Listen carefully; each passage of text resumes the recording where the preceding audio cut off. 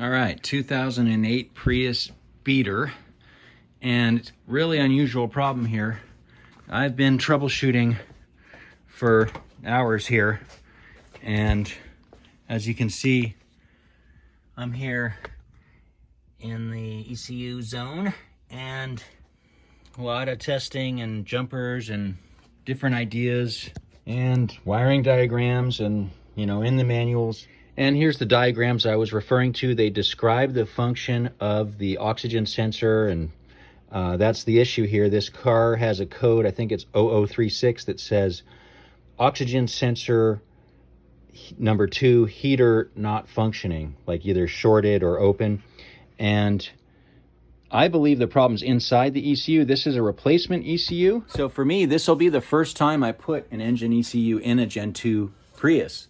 And I've seen conflicting stories about whether you have to reflash this or not. Now, typically you would have to reflash an engine ECU. The keys are programmed to it. But my understanding is on this hybrid car, the hybrid ECU is the main ECU, and it carries the keys and other stuff. And this ECU is just sort of secondary to that. And being a Toyota and the way Toyota makes their cars easy to work on, I believe I can just stick this in and not reflash it. So I can just replace the engine ECU and the car will be totally happy. That's my belief, at least. I have the equipment to reflash this ECU if needed, and I'm gonna, of course, keep the old ECU. This car has a check engine light is the issue. It does run fine. So, you know, if all goes wrong with replacing this ECU, I can put the old one back and at least the car's movable. So let's see what happens.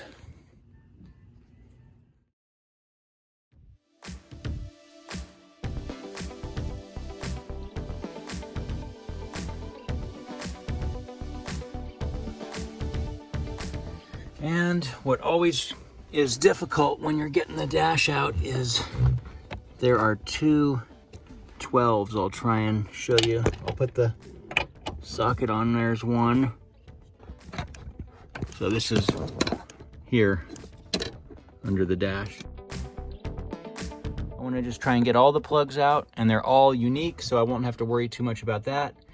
And then pull the screws.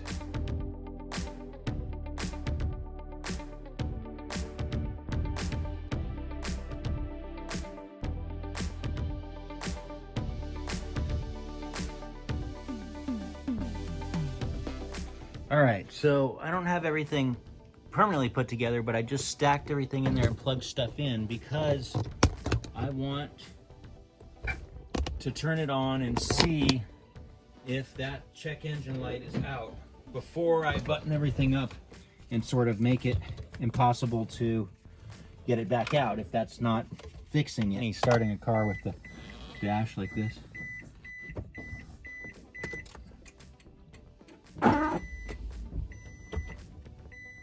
And there, we're ready. Well, the light isn't on so far.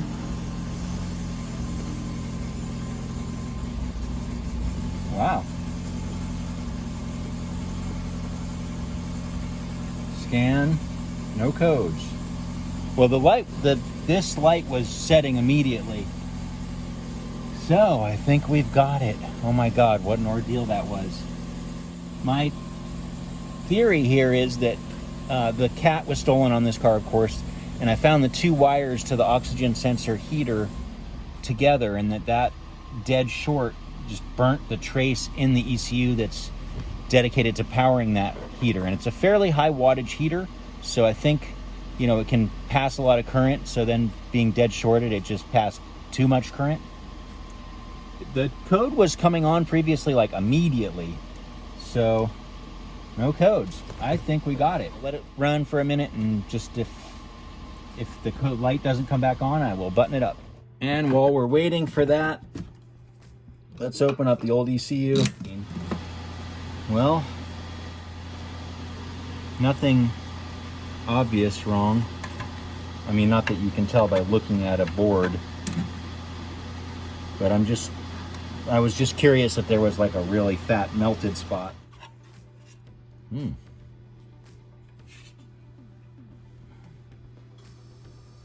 Might inspect more carefully later, but I really don't see any obvious melty spots. So I'm glad I pulled the trigger and got another ECU instead of doing all that work to just open this and like look at it or something. And how are we? No check engine light. Excellent. I do think we got it. And here's what it takes to get that ECU out. It is ugly.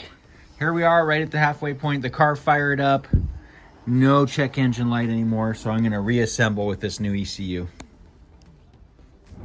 All right, so we're on the road and it is definitely fixed, and I can verify if you replace the engine ECU in a Gen 2 Prius, you do not need to reflash it. So there we have it.